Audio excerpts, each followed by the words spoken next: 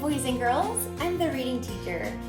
I found the silliest book this morning and I had to share it with you. Before we left for break, my librarian gave me a huge stack of brand new books that haven't even been on shelves yet. She just got them out of the box and she let me take them home, and I was looking through them this morning and I found it. And this might be the silliest book I've ever seen. It's called Who Wet My Pants? What are you already thinking about this story? Who wet my pants? Now look, here we have a big, tough Boy Scout leader, right? And he's asking the question, who wet my pants? How do we know it's him who's asking it? See the speech bubble right here? This story is written by Bob Shea and it's illustrated by Zachariah Ohora. And he's also the illustrator for Wolfie the Bunny, which is another really good story. So here's the cast of characters. This is kind of like a mystery, right? He's trying to solve the mystery of who wet my pants. So look at all the characters we have, all these Boy Scouts and Girl Scouts that are on this little camp out. This guy right here, his name is Bigfoot. And it says, compassion is no accident. Compassion, do you know what the word compassion means? To be compassionate or to have compassion toward someone or something. The love that you would have for someone. The care that you feel for somebody. If somebody wet their pants and you saw it, what would you do? Would you be compassionate and say, oh, it's okay, it was an accident, or would you tease that person? We're gonna find out what happens to him. Who wet my pants? Come and get 'em. I got all your favorites. Chocolate frosted for Jared and Julia. Pink for Oscar. Rainbow sprinkles for Lindsay. Gross maple bacon for Tim and Teddy. Boston cream for Kelly. And blueberry crunch in a separate bag for Bigfoot, who thinks it's weird when donuts touch. All right, now look at all of their eyes. He's coming in with donuts, so you think they'd be excited and happy, but look at their faces. Looks like they're surprised and they're staring at something. What are they staring at?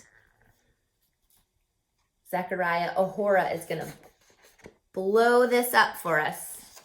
This is what they're staring at.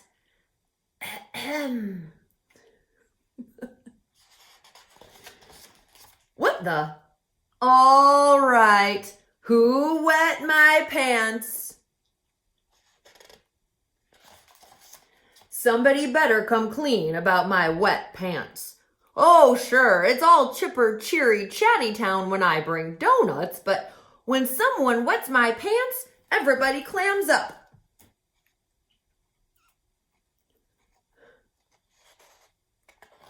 Fine. No one gets donuts until I get answers. Squish. I'll get to the bottom of my wet pants if it's the last thing I do. Hey, Tim. Bet you picked up some pretty great tricks before you ran away from the circus. What was the big top showstopper? Was it wetting my pants? Tim didn't wet your pants, Reuben. It was probably just an accident.